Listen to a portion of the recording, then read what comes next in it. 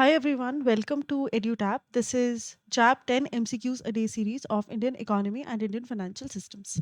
So today we are going to do module A and the topic is international economic organizations. तो ये आपके जो module A है उसमें एक इम्पॉर्टेंट चैप्टर है और जो भी इंटरनेशनल ऑर्गेनाइजेशंस हैं जो कि एक प्रोमिनेंट पोजीशन होल्ड करते हैं वर्ल्ड को बेटर बनाने में कोऑपरेटिव बनाने में उनकी बात इस चैप्टर में करी गई है. तो before we move ahead let me tell you कि इनसे रिलेटेड एमसीक्यूज आज हम करने वाले हैं. बट प्रीवियस ईयर क्वेश्चंस जो हैं वो आपको एक डायरेक्शन देंगे. अगर आप वो अच्छे से प्रैक्टिस करते हो तो वो आपको ये आइडिया लगाने में बहुत अच्छे से हेल्प करेंगे कि किस टॉपिक में से कितनी डेप्थ के क्वेश्चंस पूछे जाते हैं, है ना. एग्जाम का पैटर्न क्या चल रहा है, तो उसके लिए एक डॉक्यूमेंट हमने प्रिपेयर करी है जिसका लिंक आपको डिस्क्रिप्शन में मिल जाएगा. इसमें PYQs के साथ साथ आपको most important MCQs and most important topics भी मिल जाएंगे. So you can check it out from the link given in the description. Also अगर आपको लगता है कि आपको ये चैप्टर पहले एक बार रिवाइज करना है तो संकल्प सीरीज जो हम चैप्टर कवर किया है हमने ये वो आप वहाँ से एक बार चेकआउट कर सकते हो, देख सकते हो, कॉन्सेप्ट क्लैरिटी वहाँ से ले सकते हो और फिर ये क्वेश्चंस आकर आप वापस प्रैक्टिस कर सकते हो. तो चलिए फटाफट से हम स्टार्ट करते हैं. So which of the following statement about IMF is or are correct. ठीक है, IMF is what? Your international monetary fund. ठीक है, मॉनेटरी फंड. तो before we move ahead I hope कि आप इसको ऐसे ही कर रहे हैं कि जब क्वेश्चन स्टार्ट होता है स्क्रीन पे आता है तो एक बार इसको पॉज करिए, हैव अ गेस, है ना, टेक अ गेस और फिर उसके बाद आप इसकी एक्सप्लेनेशन देखो तो आपको पता चलेगा कि आप वो सही क्लिक कर पा रहे थे कि नहीं. राइट. सो जिनकी प्रैक्टिस हो चुकी है, जिनकी कॉन्सेप्चुअल क्लैरिटी हो चुकी है, वो ऐसे क्वेश्चंस को प्रैक्टिस करके ज़रूर देखें. It will help a lot. Okay, so coming back, which of the following statements about IMF are correct. ठीक है, तो इंटरनेशनल मॉनेटरी फंड जो कि प्रॉब्लम्स, फाइनेंशियल प्रॉब्लम्स अगर किसी कंट्री को आ रही है उनकी हेल्प करने के लिए बना है, उसके बारे में ये कौन सी स्टेटमेंट सही है. IMF was established in 1944 July at Bretton Woods, New York. ये बिल्कुल सही बात है. ब्रेटन वुड्स कॉन्फ्रेंस हुई थी न्यूयॉर्क में एंड उसी में IMF जो है वो इस्टेब्लिश किया गया. ठीक है, तो it is a Bretton Woods institution. It's also called a Bretton Woods institution because ये ब्रिटन वुड्स कॉन्फ्रेंस में इस्टेब्लिश हुआ था. India became a member of IMF in 1945. So this is also correct because India शुरुआत में ही IMF का member था. IMF provides loans only to developed nations. This is absolutely incorrect. क्यों? क्योंकि IMF सिर्फ डेवलप्ड नेशंस को ही नहीं, किसी भी नेशन को जो कि मॉनेटरी क्राइसिस से डील कर रहा है और वो IMF का पार्ट है उसकी मदद करता है. बैलेंस ऑफ पेमेंट क्राइसिस जब हमें हुआ था 90s में तो हम किसके पास गए थे? IMF के पास गए थे. IMF ने तब हमारी मदद करी थी. तो irrespective of the fact that a particular nation is developed, poor or developing, उससे फर्क नहीं पड़ता. If you are a member, you will get help from IMF. IMF also aims to safeguard the voting share of the poorest nations. ये बिल्कुल सही बात है क्योंकि IMF का क्या है ना, मान लो एक ये पॉट है.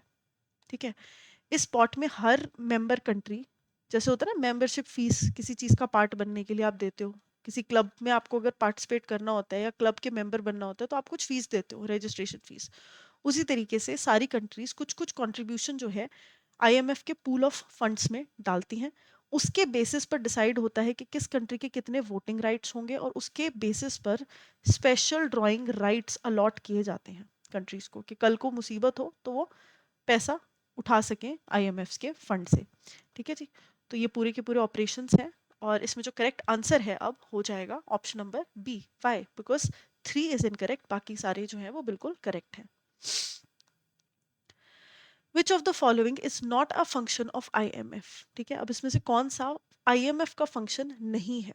सो increasing global supply of international reserves through SDRs, special drawing rights, जो कि एक एक्चुअल करेंसी नहीं है बट एक यूनिट ऑफ मेजरमेंट है IMF की, उसके थ्रू वो इंटरनेशनल रिजर्व्स को बढ़ाती है उसकी सप्लाई के through. Which is right because SDR is the आप कह सकते हो यूनिट जिसके बेसिस पर IMF फंड्स देती है अपने मेंबर कंट्रीज को. Right. So this is correct. Facilitating global trade by reducing tariffs and trade barriers. Now this is not specifically correct. ठीक है, क्यों? क्योंकि IMF जो है वो टैरिफ रिड्यूस करने का काम, पॉलिसी मेकिंग और ट्रेड बैरियर्स हटाने का काम ये नहीं करती. ये कौन करता है? ये करता है world trade organisation.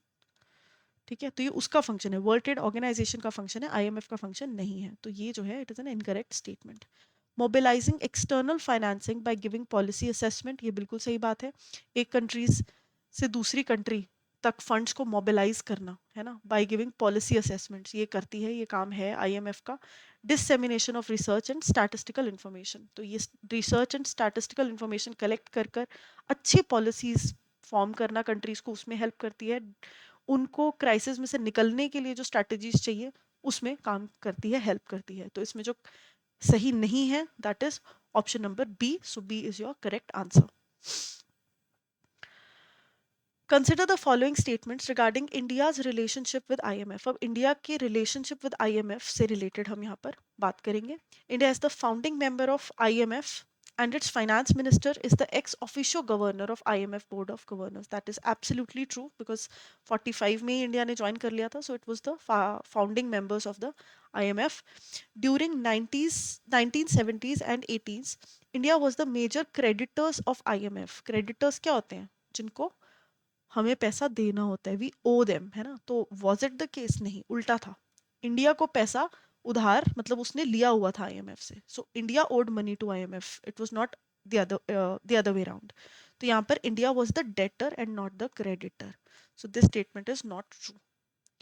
During the 2008 global financial crisis, Lehman Brothers वाली जो क्राइसिस आई थी, जब यूएस हाउसिंग मार्केट कोलैप्स कर गई थी, India received about $4.5 billion US dollars from IMF's SDR allocation. Now this is also correct. हमने बहुत बड़ा लोन लिया था एंड हमने अपने क्राइसिस जो है उसको रिजॉल्व किया था आईएमएफ की मदद से। India is currently among the top 10 largest quota holding nations in आईएमएफ, दैट इज ट्रू। एक टाइम पर टॉप 5 में भी होता था इंडिया, बट अब टॉप 5 में नहीं है, अब टॉप 10 में है। ठीक है जी, तो इसमें जो करेक्ट आंसर है वो हो जाएगा आपका option number B, because second जो स्टेटमेंट है that is not correct. Which of the following currencies are included in IMF's SDR basket? ठीक है, आफ्टर 2016 रिव्यू, तो बहुत पहले तो क्या होता था ना कि गोल्ड यूज करते थे। अब आईएमएफ को ट्रांजेक्शन करनी है अपनी मेंबर कंट्रीज के बीच में, उनकी मदद करनी है, कुछ करनी है, तो उन्होंने बोला एक यूनिट बना लेते हैं अपनी, है ना। तो पहले गोल्ड को वो ओवरऑल एक्सेप्टेबल यूनिट बनाया हुआ था, ठीक है, एसडीआर बनाया हुआ था। लेकिन गोल्ड बाद में यूज करना ये बंद कर गए और फिर इन्होंने बोला कि एक बास्केट बनाएंगे, उसमें 5 करेंसीज डालेंगे। ठीक है, 5 कंट्रीज की करेंसीज को यूज किया जाएगा, उनका वेटेड एवरेज निकाला जाएगा, and that will be the value of 1 SDR, that is special drawing right.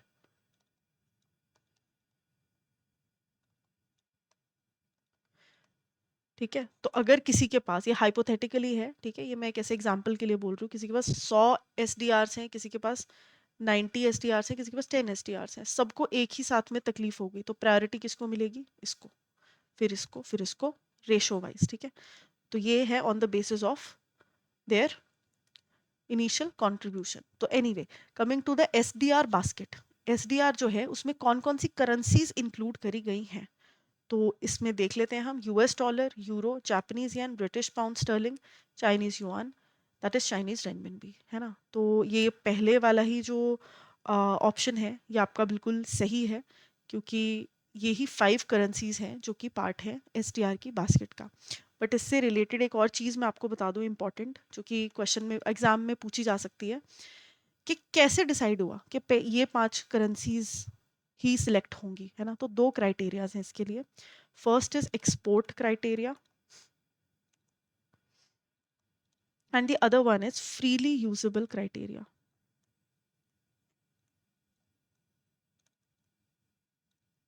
ठीक है, तो एक्सपोर्ट क्राइटेरिया क्या है कि top 5 exporters in the world, जो कंट्री है वो top 5 exporters in the world में होनी चाहिए।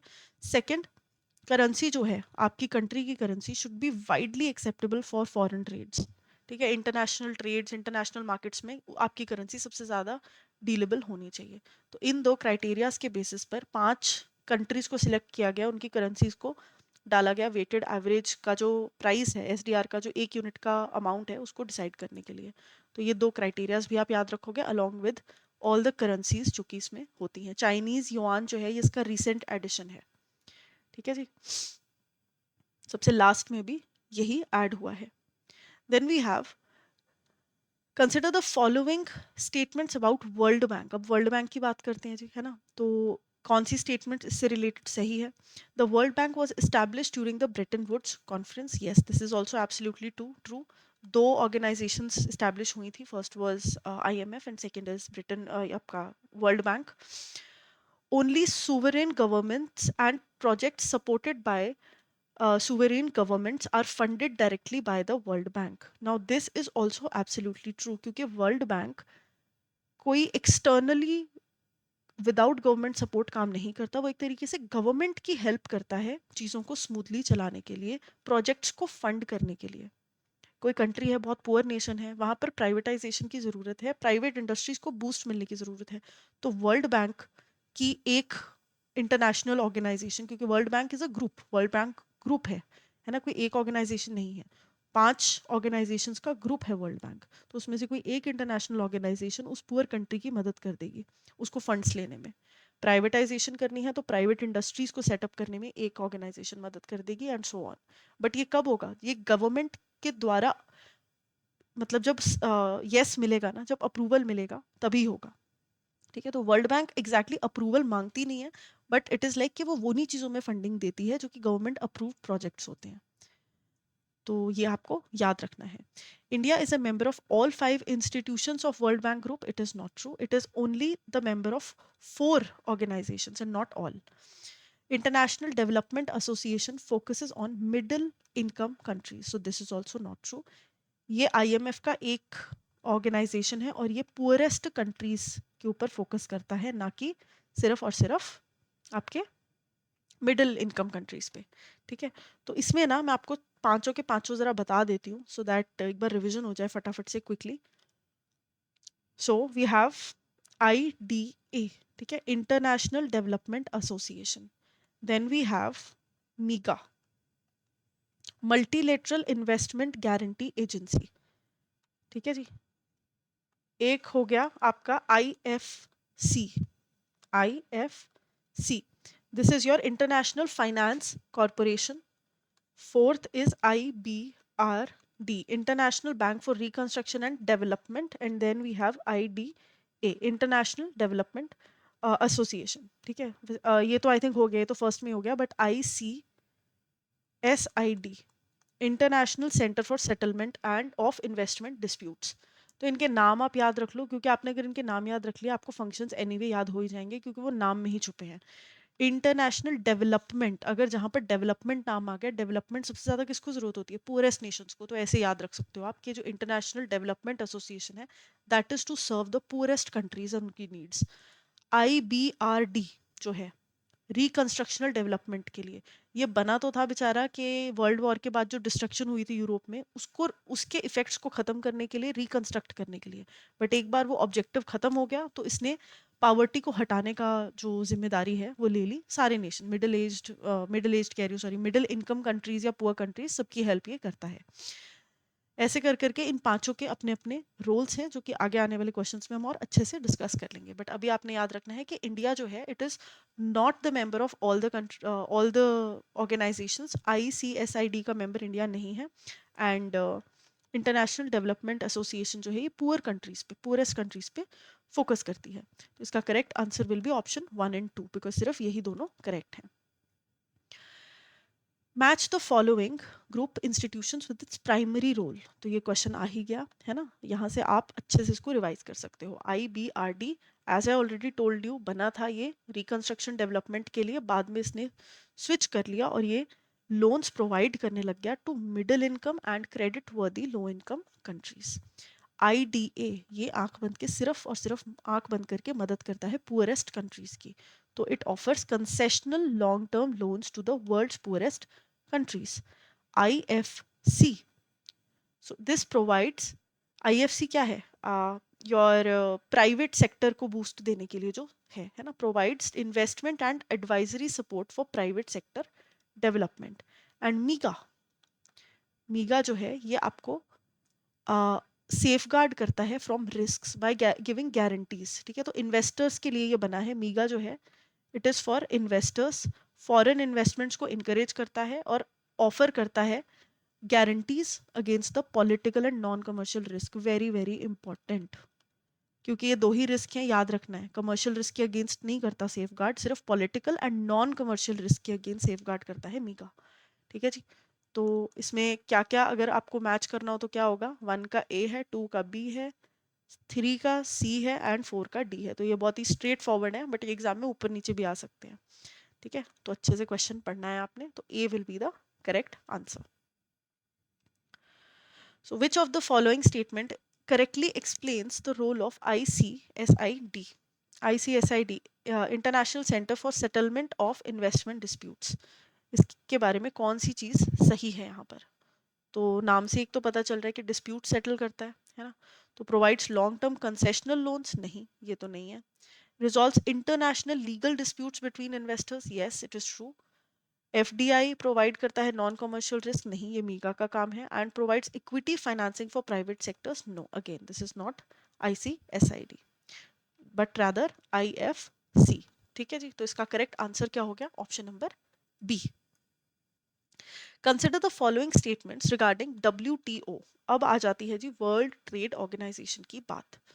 World trade organisation was formed on January 1 1995, replacing general agreement on trade and tariffs, बिल्कुल सही बात है। पहले general agreement on trade and tariffs चला करती थी और उसको रिप्लेस कर वर्ल्ड ट्रेड ऑर्गेनाइजेशन जो है वो बना, ताकि कंट्रीज के बीच में जो ट्रेड है वो इजीली स्मूथली फैसिलिटेट हो पाए, कोई कॉन्फ्लिक्ट ना रहे दो कंट्रीज के बीच में। ट्रेड एग्रीमेंट्स कोई नेगोशिएशन करनी है, बीच में आना है, मिडल ग्राउंड ढूंढना है, ये सारे काम बेचारा डब्ल्यूटीओ करा दे। Headquarters of WTO is in Geneva, Switzerland, true. As of 16 2022, WTO has 164 members. This is also true. Date यहाँ पर 22 तक की बात करी गई है। The top decision making body of WTO is the UN General Assembly that meets annually to formulate policies. Now this is not all correct. Why? Because एक तो ministerial conference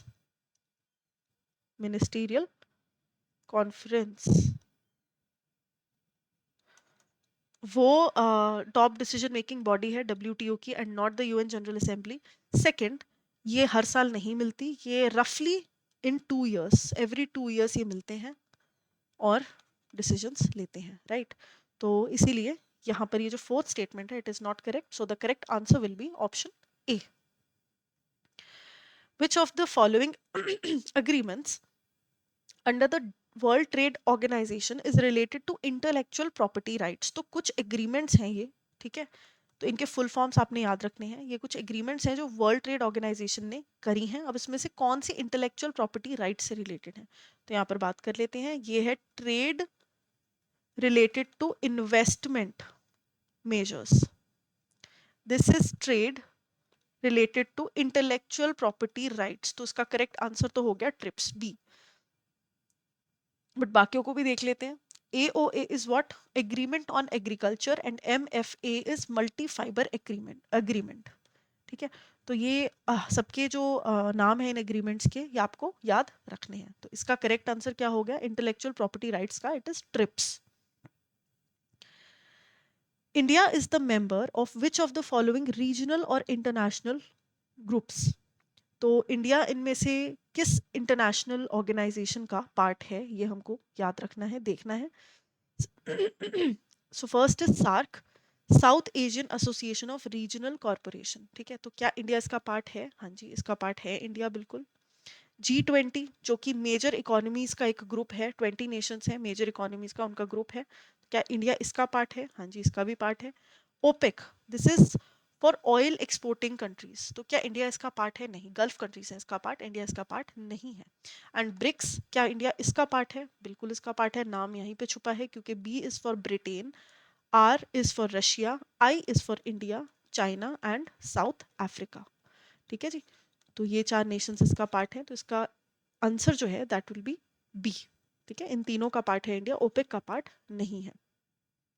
so now if you are preparing for JAIIB, let me tell you कि आप edutap.in पर जाकर जैब courses को select कर कर, ये बहुत सारे मल्टीपल कोर्सेज हैं यहाँ पर, इनको एक बार चेकआउट कर सकते हो। एक स्ट्रक्चर्ड वे में टाइम मैनेजमेंट के साथ प्रेपरेशन करने में आपको बहुत मदद करेंगे। तो इसमें सुपर क्रैश कोर्स भी है जिसमें बहुत कम टाइम में हम सारे कंपोनेंट्स को लाइव क्लासेस के थ्रू कवर करेंगे। मास्टर कोर्स है एंड इसमें थोड़ा एग्जॉस्टिवली चीज़ों को डीपली समझ के किया जाएगा. If you want to go for practice series है ना, टेस्ट सीरीज, तो उसमें आप टेस्ट सीरीज जो है वो ये चेकआउट कर सकते हो. इसमें full length mock test, solve PYQs, chapter wise mock test, सब कुछ आपको मिल जाएगा. और अगर इंडिविजुअल कंपोनेंट आपने डीपली पढ़ना है, कि आपको बाकी सब तो लगता है कि हो जाएगा, टेस्ट सीरीज लेके प्रैक्टिस हो जाएगी, लेकिन एएफएम ऐसा सब्जेक्ट है जो आपको लगता है नहीं, आपको जीरो से बहुत अच्छे से पढ़ना है, तो इंडिविजुअल मास्टर कोर्स भी अवेलेबल है. ब्रोशर्स यहाँ पर दिए हुए हैं, इनकी मदद से आप डिटेल कोई भी जाननी है तो पता लगा सकते हैं. और इस कूपन कोड का इस्तेमाल करके you can avail the discounts. तो अभी 3 दिन के लिए you have from 26 September to 28 September you can use the coupon code festival 80 and 80% तक का ऑफ आप अवेल कर सकते हैं जब आपके किसी भी कोर्स पे, right. So in case you have any more queries on this, you can reach out to us on the given information. I hope आज का लेक्चर आपको एग्जाम में बहुत हेल्प करेगा कुछ क्वेश्चन सॉल्व करने के लिए. And I will see you in the next class. Thank you.